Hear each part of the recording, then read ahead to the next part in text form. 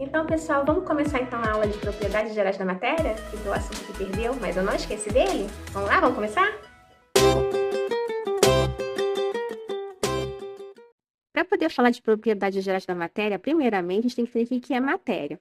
Então, a matéria é tudo aquilo que ocupa um lugar no espaço. Até mesmo aquilo que a gente não consegue ver, como, por exemplo, o ar, também é considerado matéria. Então, tudo isso compõe aquilo que nós conseguimos ver, tocar, sentir, assim por diante. E aqui nesse caso, para podermos entender esse conceito das características que são próprias de todas as matérias, por quê? E a propriedade gerais da matéria? Porque toda matéria vai ter essa característica. Qualquer uma que você pegar, vão ter essas características em comum. Então, por isso que é propriedades gerais da matéria. Nós vamos entender que tem diferença entre matéria, corpo e objeto. Por exemplo, quando eu pego o tronco da árvore, eu posso dizer que ele é um corpo. A matéria já vai ser que eu extraí daquela base. Nesse caso aqui específico, vai ser a madeira. E o objeto vai ser o quê? A minha mesa feita daquela madeira. Então, tem também isso para a gente poder entender melhor esse conceito da matéria. Porque a matéria é meio que já refinada. Mas tem o bruto, né? Nós podemos dizer que é o corpo. É a basezinha. Então, quando a gente já começa a refinar aqui o conceito, nós vamos já entendendo melhor. Por exemplo, o corpo. Ah, o minério de ferro. Nas pedrinhas lá. Aí a matéria vai ser o quê? Aquele ferro que parece ter uma viga bem sólida. E aí, o objeto vai ser o quê? Vamos lá, estante de ferro. Então, vai ser meu objeto. Então, é mais ou menos isso. Ah, o corpo é aquilo que a gente pega no comecinho, bem rusticão, sem nada trabalhado. A matéria já começa o que dá um trato. Já fica uma coisa mais assim, preparada para virar objeto. É mais ou menos isso. Claro que quando a gente fala de matéria inicialmente, a gente pensa no contexto geral, mas também tem essa separação de corpo, matéria e objeto. Com isso em mente, nós vamos ver o que todas as matérias têm em comum. Vamos começar com a massa. Já temos aquele conceito de objeto, corpo e assim por diante, né? Então, vamos ver a massa. A massa é a quantidade que a matéria possui. Às vezes, as pessoas até confundem um pouco. Por exemplo, eu tenho um peso de 65 quilos, um exemplo, né?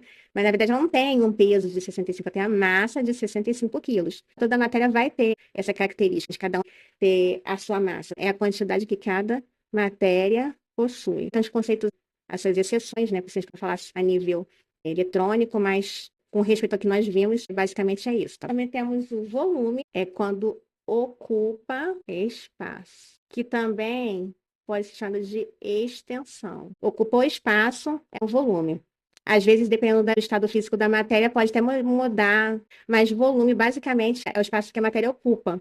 E todas as matérias vão ter essa característica de ocupar um espaço. E já que ela ocupa espaço, nós temos a impenetrabilidade, e não ser penetrável. Talvez muitos já tenham escutado aquela expressão: dois corpos não podem ocupar o mesmo espaço. E é essa característica aqui.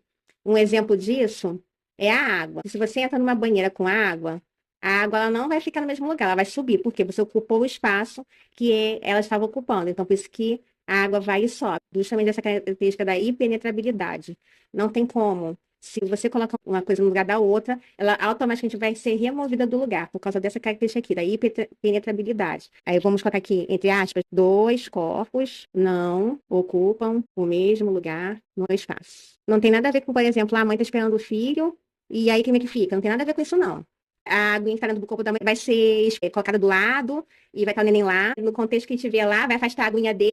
Mesmo nesse sentido, não vai estar ocupando o mesmo lugar no espaço. Tá ok, pessoal? Tem divisibilidade, que é aquela característica de ser divisível. Por exemplo, eu divido lá o ferro até ele chegar a ser o átomo de ferro.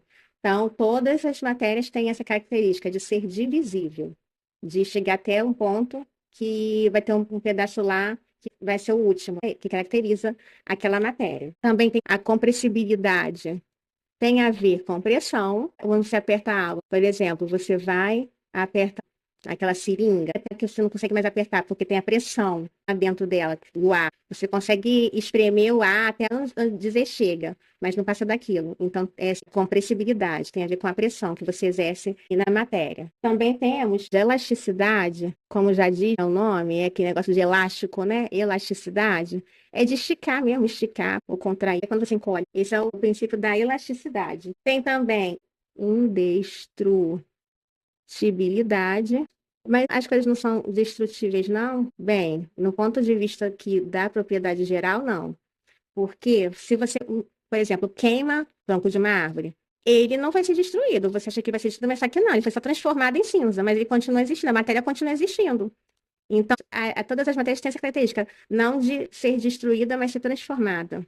Que é aí que entra a nossa ciência aqui em questão, que é a química da transformação. Não ser destruída, mas transformada. Porque ainda vai continuar tendo a matéria ali, mas só que de outra forma. Não, tipo, desapareceu, deixou de existir. Ela simplesmente foi transformada em outra coisa. Então, é mais ou menos esse conceito de indestrutibilidade. É uma transformação. Ela deixou de ser uma coisa para passar a ser outra. E a gente faz muito dessa propriedade para fazer, por exemplo, limpar a água, o conceito de esgoto, com restos, a descontinuidade, que você acha que é tudo uma coisa só, aquele aspecto de uniformidade, você vê aquela madeira lá toda inteiriça, então aquela barra de ferro toda inteiriça, então, aquele metalzinho lá, né? Ah, tá tudo inteirinho.